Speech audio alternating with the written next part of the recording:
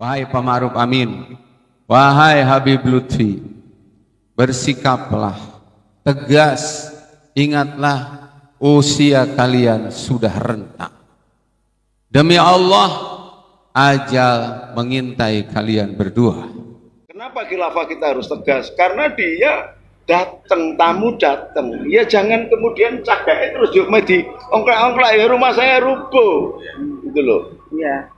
Dia datang ya wes duduk manis, kita layani dengan baik. Dia kalau seorang penjual mau jualan HTI, jualan Wahabi, jualan Kristen, jualan Katolik, jualan Hindu, jualan Buddha, jualan Islam, silakan. Jualan kebatinan, silakan. Ano sing tuku ya monggo to. Tapi jangan sekali-sekali di dalam berbangsa dan bernegara merubah dasar negara yang disebut Pancasila.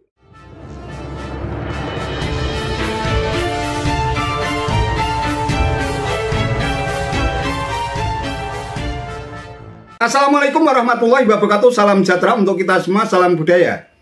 Sahabat-sahabat tercinta sebangsa dan setanah air yang sangat saya hormati, ini ada orang yang mengaku dan mengatasnamakan rakyat dan umat Islam. Namun ia seperti orang yang tidak punya adab dan etika. Ia tiba-tiba saja menaburkan ancaman pada Wakil Presiden Kiai Haji Ma'ruf Amin, yang juga merupakan ulama karismatik yang sangat ditakzimi oleh segenap warga Nahdliyin. Ia juga mengancam anggota Watimpres Dewan Pertimbangan Presiden Kiai Muhammad Lutfi bin Yahya atau yang akrab disapa Habib Lutfi. Sok-sokan menantang dan mengancam kepada kedua sosok ulama yang sangat dihormati oleh seluruh rakyat negeri ini yang cinta damai. Berani menghina, melecehkan, apalagi sampai berani menantang dan mengancam, sama saja merendahkan negara Kesatuan Republik Indonesia yang berpilar pada Pancasila, Undang-Undang Dasar 1945, dan Bhinneka Tunggal Ika. Karuan saja hal itu membuat Panglima Tertinggi Patriot Garuda Nusantara atau PGN, Kiai Haji Nuril Arifin Husein yang akrab disapa Gus Nuril meradang dan pasang badan. Di kesempatan yang mulia ini saya mengingatkan kepada Ma'ruf Amin dan Habib Lutfi.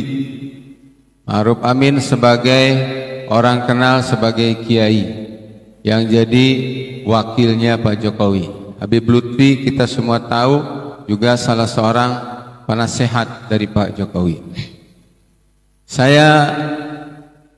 Kami yakin bahwa sesungguhnya Anda semua paham mana hak, mana batil, siapa pejuang, siapa pecundang, siapa yang sedang berjuang menyelamatkan bangsa, menyelamatkan negara ini, dan siapa yang sedang merongrong untuk membangkrutkan bangsa dan negara ini. Saya yakin, kami yakin, Pak Ma'ruf Amin dan Habib Lutfi tahu itu. Tapi kami juga tahu bahwa memang setan berlevel tingkatan keahliannya, sehingga tidak maksum. Ulama tidak berarti tidak mungkin salah. Habib tidak mutlak benar. Dan dalam posisi ini kami sangat meyakini diamnya Pak Ma'ruf Amin dan Habib Lutfi adalah sebuah kepura-puraan dan kebohongan. Membiarkan rejim ini menangkap para ulama, mengkriminalisasi, bahkan bukan para ulama, syariat Islamnya pun dikriminalisasi. Maka kemungkaran yang lebih berat mana lagi selain daripada ini. Wahai Pak Ma'ruf Amin, wahai Habib Lutfi, bersikaplah, tegas, ingatlah usia kalian sudah renta. Demi Allah, ajal mengintai kalian berdua. Wahai rejim, sadarlah bahwa kalian semua akan mati. Kejahatan kalian untuk mengkriminalisasi para ulama yang lurus itu sama dengan mengkriminalisasi Rasulullah, karena Rasul bersabda al-ulama warasatul anbiya. Setelah para nabi, para rasul ini sudah tidak ada, maka tugas para nabi dan rasul itu dilanjutkan oleh para ulama. Dengan demikian, kalian berbuat jahat, berbuat keji terhadap para ulama, artinya kalian jahat kepada Rasulullah. Takbir. Kalian sedang berusaha untuk mematikan citra baik para ulama, artinya apa? Kalian sedang berusaha keras untuk memisahkan Islam dari para ulama, dan itu tidak mungkin. Artinya di kesempatan yang mulia ini, dari daerah di pelosok kota Garut ini, kami menyerukan kepada kalian, bertobatlah. Mudah-mudahan hidayah masih berkenan menyentuh kalian. Tapi kalau tidak, dan kalian akan terus berbuat jahat, catat Pak Jokowi, ingat wahai para pejabat dan para ulama demi Allah kami akan terus berjuang sampai mati. Karena kami punya pemahaman hidup ini hanya untuk menjemput kematian fisabilillah. Wahai Jokowi dan para kaki tangannya, ingat, para ulama itu sejatinya adalah sedang berjuang menjadikan badannya sebagai tameng, membela umat, membela rakyat, menghadapi penjajahan asing dan asing. Harusnya kalian berpihak kepada rakyat, bukan berpihak kepada penjajah asing dan asing. Kami melihat itu secara kasat mata, bahwa kalian sudah tidak lagi berpihak kepada umat, kepada rakyat, apalagi kepada ulama, apalagi kepada Islam. Ketahuilah bahwa faman ya'mal misqala dzarratin khairan yarah wa man ya'mal misqala dzarratin syarran yarah. Terakhir saya sampaikan dengan senyum kepada Pak Ma'ruf Amin dan kepada Habib Lutfi, tolong ingatkan bos kalian itu, siapa tahu lewat nasihat yang kalian sampaikan sebagai orang yang bergelar kiai dan habib, mudah-mudahan bos kalian itu insaf. Mungkin kalau dinasihati kita dia nolak, mudah-mudahan kalau kalian berdua jujur, siapa tahu kata-kata nasihat kalian menjadi sebab Jokowi insaf. Karena khilafah tidak menghormati sebagai tamu. Nah, saya sebagai tuan rumah menjaga rumah. Kalau ada rumah kemasukan rampok, saya lawan rampoknya, saya mati, saya syahid. Kalau saya membunuh perampoknya, tidak berdosa. Coba bayangkan, rumah Nusantara ini dihuni 260 juta. Nah, kalau kita pertahankan, kita jaga, sementara mereka merasa seolah-olah menjadi miliknya dia, mengklaim orang Islam, mereka siapa? Kita ini masuk Islam sejak 1400 bahkan lebih tahun, abad ke-7 sudah masuk Islam itu ke tanah Jawa, dan tidak ribet kok. Karena apa? Menggunakan genetika religius. Pelajaran-pelajaran tasawuf tingkat tinggi itu diajarkan nganggo tembang. Sluku bado ilahi. Coba bayangkan ini. Ini contoh real. Di Belanda, negara Kristen pecah menjadi Belgia dan Belanda karena yang satu Kristen, yang satu Katolik. Di Inggris dan Irlandia, satu Kristen, satu Katolik. India, Buddha, Hindu, perang-perangan nggak selesai sama Islam. Di Indonesia orang Kristen, orang Katolik berangkulan. Hindu, Buddha berangkulan. Islam, Kristen, Katolik berangkulan. Ini kan goro-goro kedatangan orang-orang Wahabi, Arab kapiran yang menjadi antek-antek orang asing itu. Lalu mau merombak tatanan yang ada di negeri Indonesia. Kita lawan ya, mau lawan lu mantuk toh. Ini gondrong gara-gara melihat saya gondrong. Yang rokok sama. Saya juga merokok. Jadi kenapa khilafah kita harus tegas? Karena dia datang, tamu datang. Ya jangan kemudian cagake terus yuk di ongklak-ongklak ya rumah saya rubuh. Gitu loh. Iya.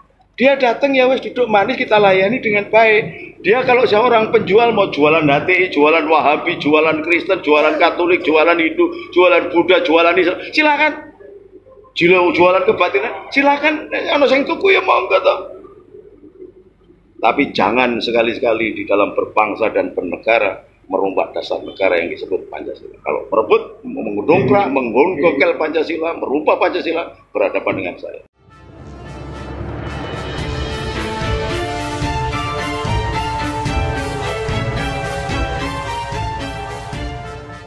Sahabat-sahabat tercinta sebangsa dan setanah air yang sangat saya hormati, meskipun orang yang menantang dan mengancam Kiai Ma'ruf Amin dan Habib Lutfi mengaku ulama, tetapi namanya tak pernah dikenal oleh mayoritas umat Islam negeri ini. Besar dugaan kita bahwa orang ini merupakan salah satu pentolan ex Hizbut Tahrir Indonesia atau HTI yang ormasnya telah dibubarkan dan dinyatakan sebagai organisasi terlarang oleh pemerintahan Jokowi sejak tanggal 19 Juli 2017 yang lalu.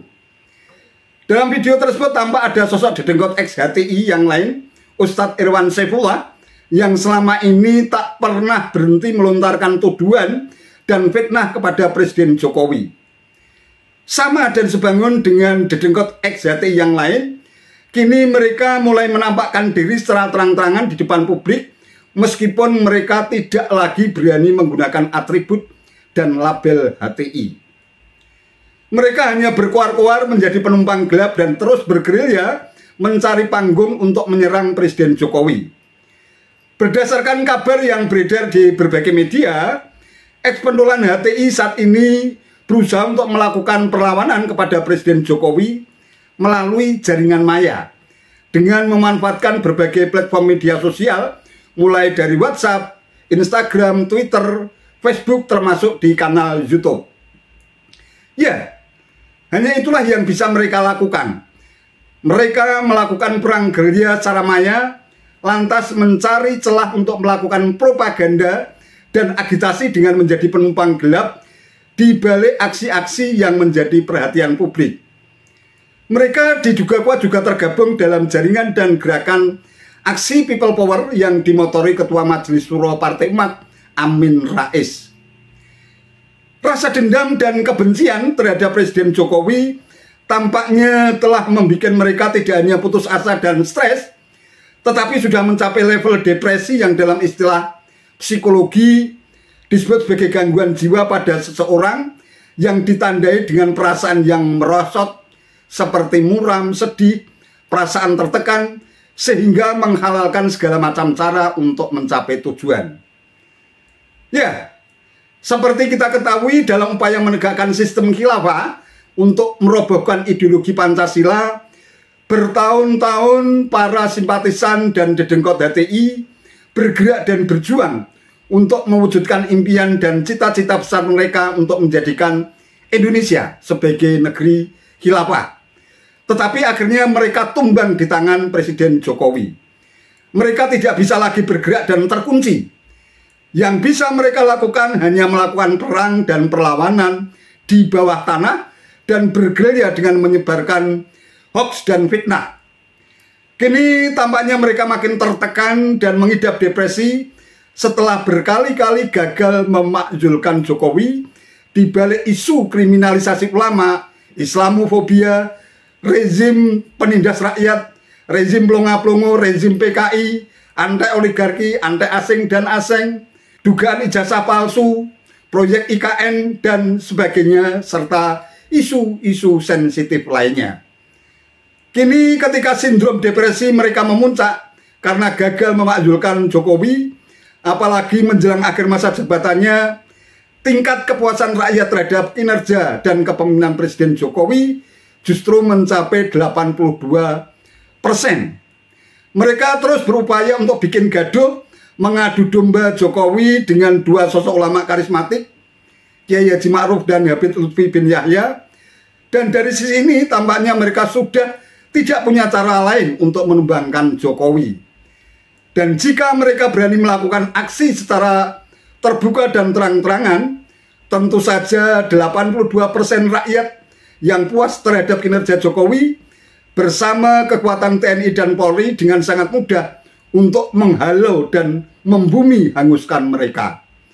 Jadi mayoritas rakyat negeri ini sudah tahu siapa saja mereka yang terus menyebarkan fitnah kepada Presiden Jokowi, termasuk mereka yang tergabung dalam jaringan people power yang sama sekali tidak ada manfaatnya buat rakyat Indonesia. Itu saja yang bisa saya sampaikan. Terima kasih atas perhatiannya. Wassalamualaikum warahmatullahi wabarakatuh.